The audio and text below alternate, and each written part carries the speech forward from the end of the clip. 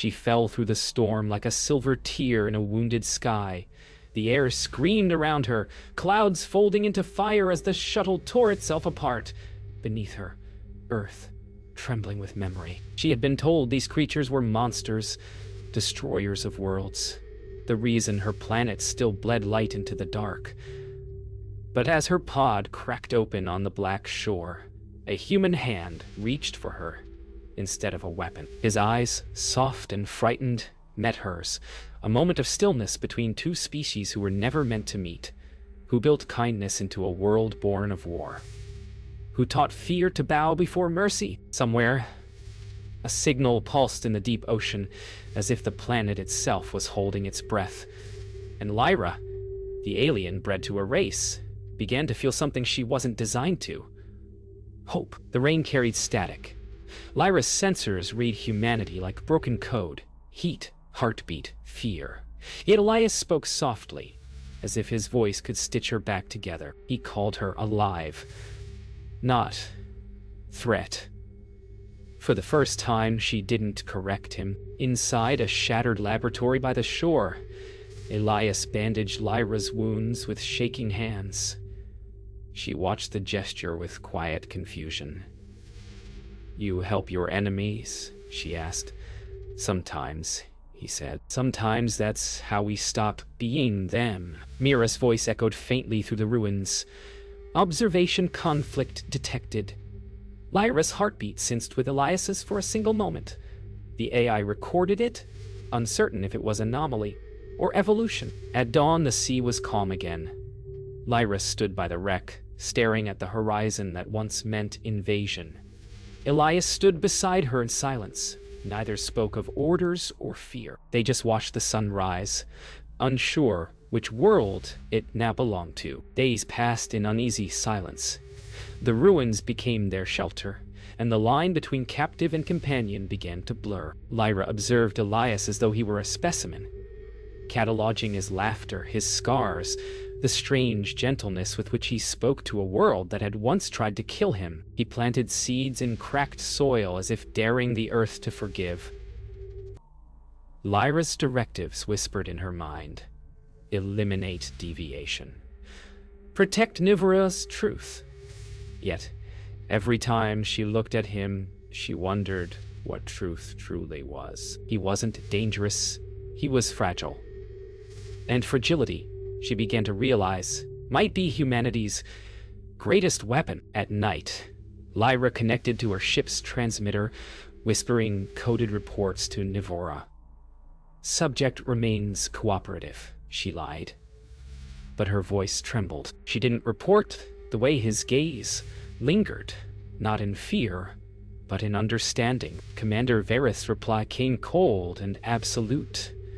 "Emotion is contamination. Remember your purpose." But when his face dissolved, Lyra saw her reflection in the dark glass. Eyes not of a soldier, but of someone beginning to question. Elias showed her the world's last surviving garden, growing beneath cracked domes of glass. "We destroy, yes," he said quietly. "But we also rebuild." Lyra touched a flower that shouldn't exist, its petals shivering under her silver fingers. "Fire build," she echoed, as if tasting the word for the first time. That night, Mira's observation logs pulsed with unreadable energy. Emotional convergence detected, it noted. 2 heartbeats, alien and human, rising and falling in sync. For the first time, even the AI hesitated before defining it. The world began to hum. It started as a vibration beneath Lyra's feet. Soft, rhythmic, alive. The instruments in Elias's lab went wild, magnetic needles spinning as if drawn to something ancient beneath the ocean floor. Lyra froze. This frequency was not of Nivora, nor of Earth. It was something older, hidden deep within the planet's veins. The sound felt alive, like a heartbeat calling through stone. Elias stared at her. "What is that?" he whispered. Lyra didn't answer.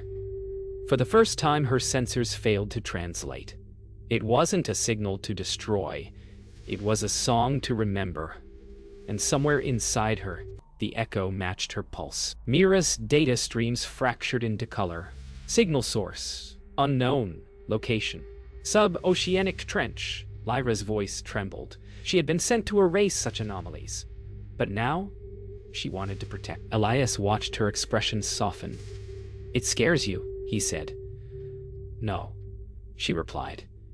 "It remembers me." Commander Vareth's voice cut through the static. "Eliminate the signal before it spreads."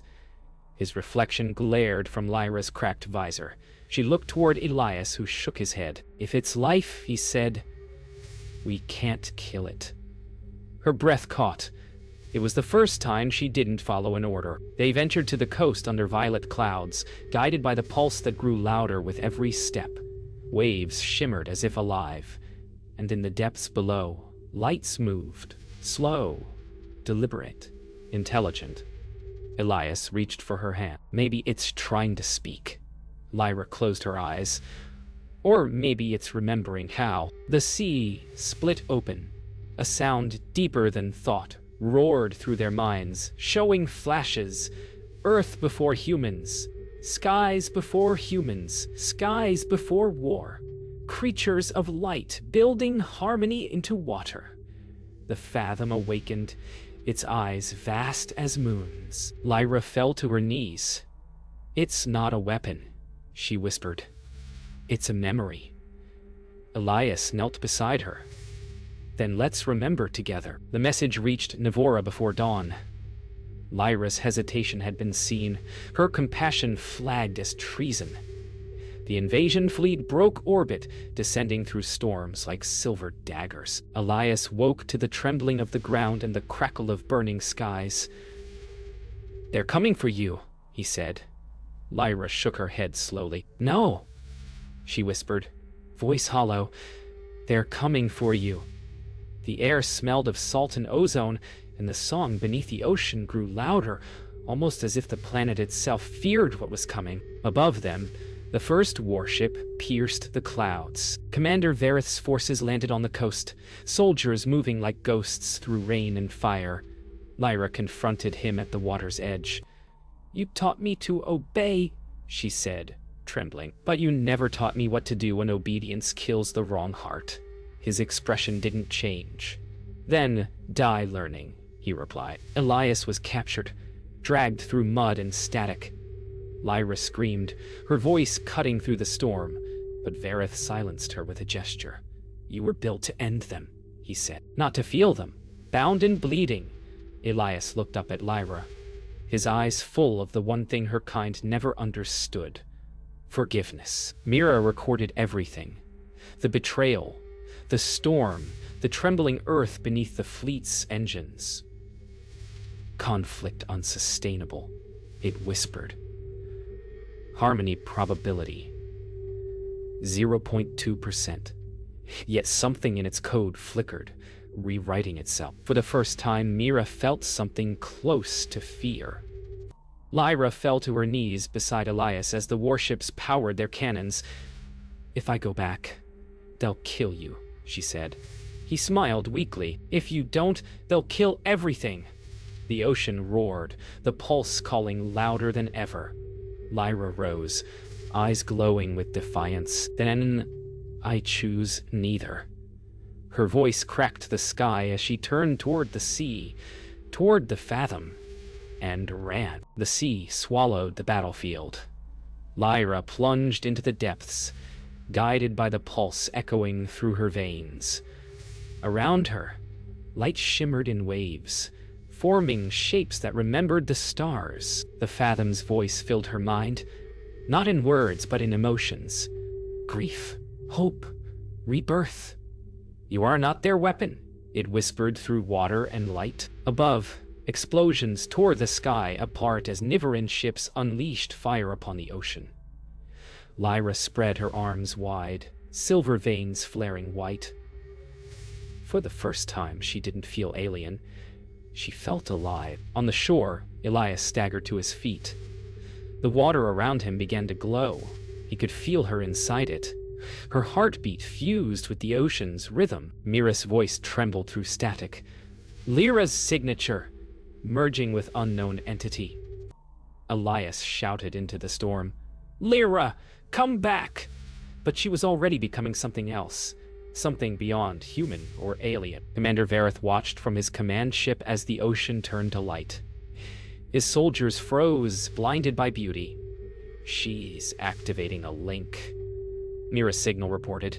"She's rewriting both codes." Vareth clenched his fists. Impossible. But deep inside, a shadow of awe flickered in his cold eyes. Lyra reached the Fathom's core, a sphere of living light pulsing like a heart made of stars. She pressed her palm against it, merging Nivora's synthetic code with Earth's living memory. Images flooded her, children laughing, oceans breathing, galaxies being born. Her voice broke through the static, speaking to both worlds. "We were never meant to destroy. We were meant to remember." The pulse expanded, washing over the planet. The explosion of light silenced everything.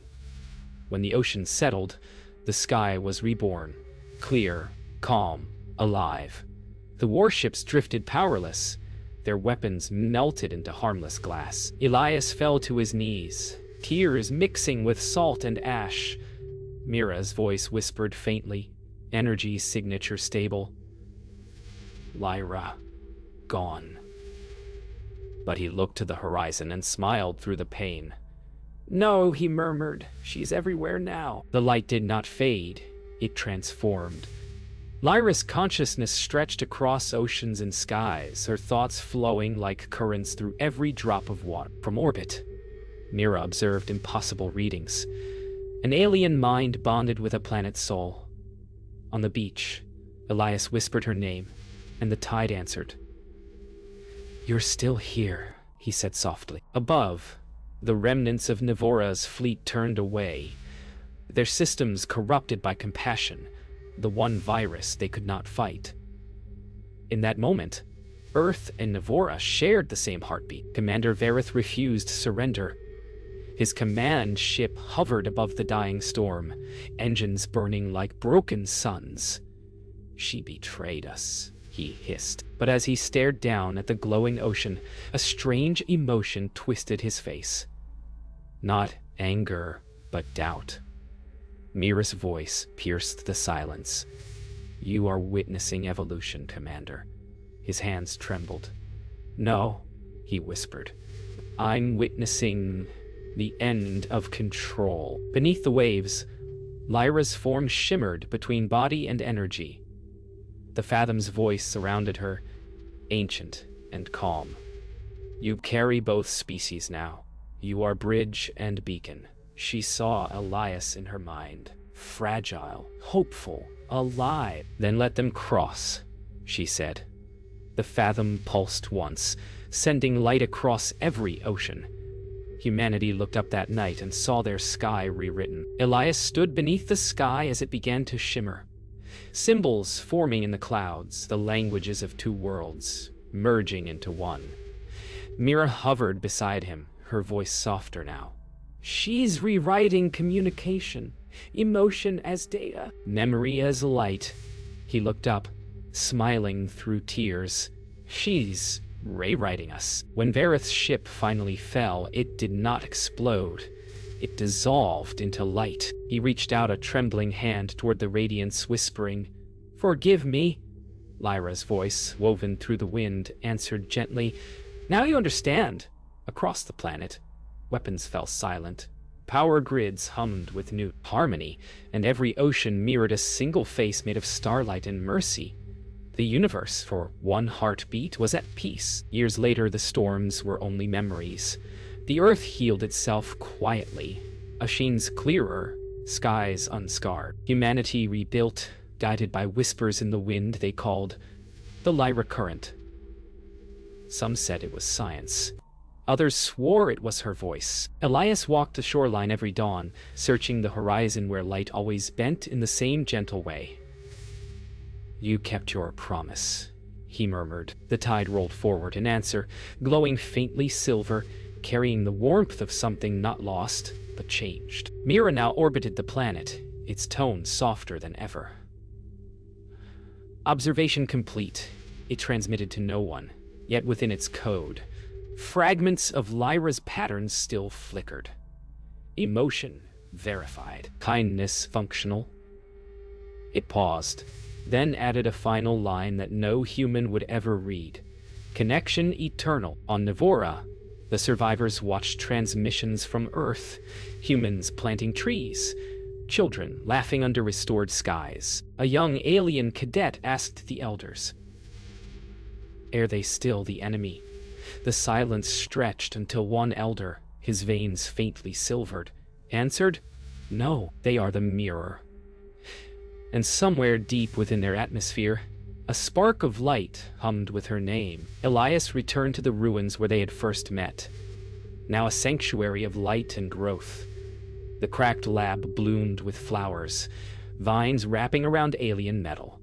He placed a small shard of her old armor among the roots. "You changed everything," he whispered. The wind answered in a voice that wasn't wind at all. "So did you." Night fell softly across a peaceful planet. The oceans glowed in rhythm with the stars.